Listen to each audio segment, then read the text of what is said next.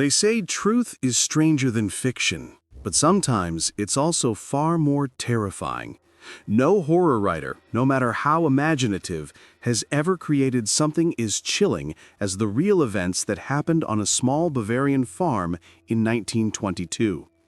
This is the story of Hinterkaifeck, one of the most disturbing and mysterious mass murders in German history. A case so haunting that, more than a century later, it still refuses to give up its secrets. The farm of Hinterkaifeck stood about 40 miles north of Munich, surrounded by woods and fields. It was an isolated place, far from neighbors, quiet and seemingly peaceful. Living there were 63-year-old Andreas Gruber, his 72-year-old wife, Kazelia, their widowed daughter, Victoria, and her 2 children, 7-year-old Kazelia, named after her grandmother, and 2-year-old Josef. To outsiders, they appeared to be a hard-working farming family, but behind closed doors, the reality was far darker. Andreas Gruber was known in the nearby village as a harsh, controlling man and an abuser. For years, he had sexually assaulted his own daughter, Victoria. In 1915, both were charged with incest. Andreas spent a year in prison, while Victoria served a month.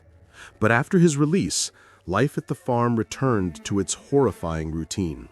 The neighbors whispered, but no one intervened. It was the kind of secret that everyone knew, yet nobody wanted to confront. Victoria tried to escape her father's control by marrying a man named Karl Gabriel in 1914, but her father insisted they live at Hinterkaifeck, and the marriage quickly soured. Later that year, Karl joined the army to fight in World War I and was reported missing in action. His body was never recovered, but his comrades claimed he was killed in battle.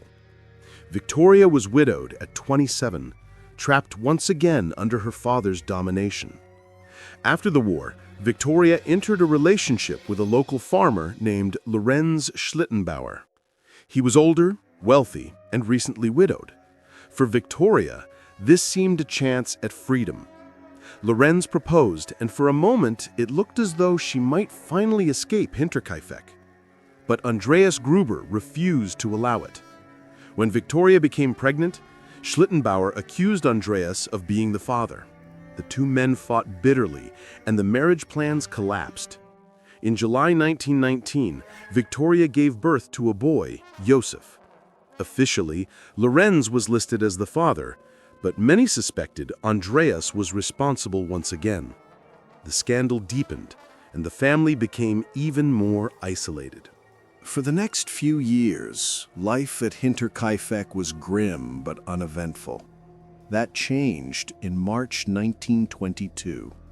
One day, Victoria was seen by a neighbor sitting on the roadside, crying uncontrollably. When asked what was wrong, she said only that she was terrified and needed to run away. Around the same time, she told friends she'd seen a strange man in an army coat watching the farmhouse from the edge of the woods. When she tried to approach him, he vanished among the trees. Then things grew even stranger. Andreas found footprints in the snow leading from the forest to the farmhouse, but none leading back. He also found that a set of keys had gone missing, and a newspaper appeared in the home that no one in the family had purchased. One evening, they heard footsteps coming from the attic. When Andreas searched the house, he found no one, but discovered straw scattered across the attic floor as though someone had laid it down to muffle their steps. The Grubers were being haunted, not by a ghost, but by something far more real. Despite these terrifying signs, the family didn't contact the police. Perhaps they didn't want to attract more scandal, or perhaps they didn't truly believe they were in danger. But they were, and the danger was already inside the house. On March 31st, a new maid arrived at the farm. Her name was Maria Baumgartner. She'd only just been hired, replacing the last maid, who had quit months earlier, claiming the place was haunted. Maria's sister helped her move in that afternoon. By the time the sister left, the entire household, Andreas, his wife, Victoria, her children, and Maria, were all alive and well. Within hours, they would all be dead. The following morning, April 1st, little Kazilia didn't show up for school. The teacher assumed she was sick. Over the next few days, neighbors noticed that Hinterkaifeck was strangely quiet. The Grubers didn't attend church on Sunday, even though Victoria sang in the choir every week. The mail began to pile up. The chimney still gave off smoke, but no one saw or heard anyone around the farm. On April 4th, a repairman named Albert Hoffner came to fix a piece of equipment. He knocked on the door, no answer. The dog barked from inside the barn. Everything seemed deserted. Hoffner worked for several hours, finished his job, and left, uneasy but unconcerned. Later that day, he mentioned the strange silence to a few locals, including Lorenz Schlittenbauer. That evening, Schlittenbauer decided to investigate. He gathered two neighbors, Mikkel Pohl and Josef Siegel, and the three men walked to Hinterkaifeck. When they reached the barn, they saw that one of the large doors was open. Schlittenbauer stepped inside first. What he found made his blood run cold. Lying on the barn floor, half covered in straw, were the bodies of Andreas Gruber, his wife, Victoria, and young Kazilia. All had been brutally beaten to death. Their skulls were shattered by heavy blows, most likely from a pickaxe or mattock.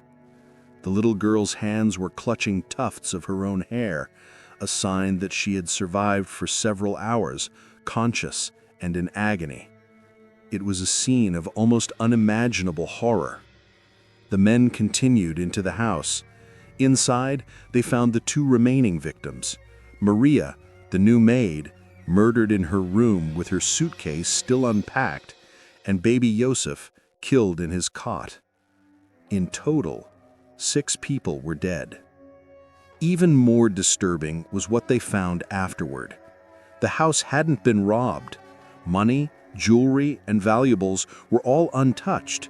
But someone had been living there. The animals had been fed. Meals had been prepared. Food scraps and waste in the attic suggested that whoever had done this had stayed in the house for days after the murders, comfortable enough to sleep, eat, and move about as if they owned the place. It was as if the killer had taken over the family's lives, literally and completely. When the police arrived, the crime scene was quickly overrun by curious onlookers. Dozens of villagers wandered through the house and barn, contaminating what little evidence there was. Despite this, investigators worked tirelessly to find answers. Hundreds of interviews were conducted, theories were formed and suspects questioned, but nothing ever led to a clear solution. The most obvious suspect was Lorenz Schlittenbauer himself. He had a personal connection to Victoria, possibly even to her son. His calm reaction at the scene struck some as unnatural, and though he claimed to have only visited the farm a few times, he seemed to know exactly where everything was inside the house. People wondered, had he been there before? Could jealousy or rage have driven him to kill? Still, there was no solid proof, and others insisted that Schlittenbauer was too gentle a man to commit such monstrous acts. Another theory pointed to robbery. Perhaps thieves had broken in, expecting to find money hidden on the property. But if that was the case, why hadn't they taken anything valuable? And why would robbers remain at the farm for days afterwards? The behavior didn't fit.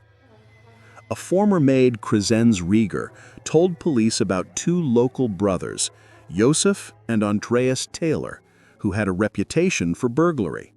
She claimed that one of them had bragged about knowing the layout of the house and about money hidden on the farm. Gruber had even caught them trying to steal once. It seemed suspicious, but again, there was no real evidence tying them to the crime.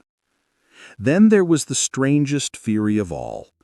that Victoria's missing husband, Carl Gabriel, had somehow survived the war and returned home in secret to take revenge on his wife and her family.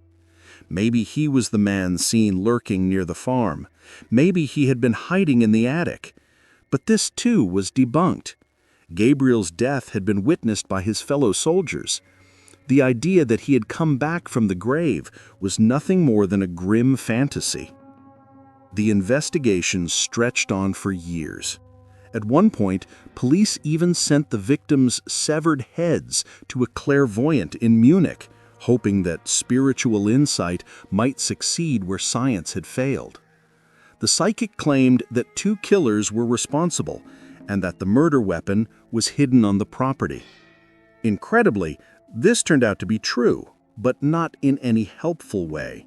When the farm was finally demolished in 1923, workers discovered a homemade mattock concealed under the fireplace floor. It was Andreas Gruber's own tool. Yet even this discovery brought them no closer to finding the murderer. With every passing year, the trail grew colder. The remaining relatives fought over ownership of the farm, and in time, Hinterkaifeck was gone. Reduced to rubble, the land reclaimed by nature. The victims' headless bodies were buried, their skulls later destroyed during Allied bombings in World War II. The case was reopened multiple times, even as late as the 1980s, but never solved. And so the mystery of Hinterkaifeck endures. Who killed the Gruber family? Was it a jealous lover, a vengeful neighbor, or a stranger who had been hiding in their attic, watching them for days before striking? We may never know. What makes the case so terrifying isn't just the brutality of the crime, but the sense that the killer was there, living among them, breathing the same air, listening to their voices, waiting patiently in the shadows. More than 100 years later, the story of Hinterkaifeck remains one of the darkest chapters in true crime history. It's a reminder that the most horrifying monsters aren't born in ghost stories or horror movies. Sometimes they walk quietly among us, and sometimes they're already inside the house.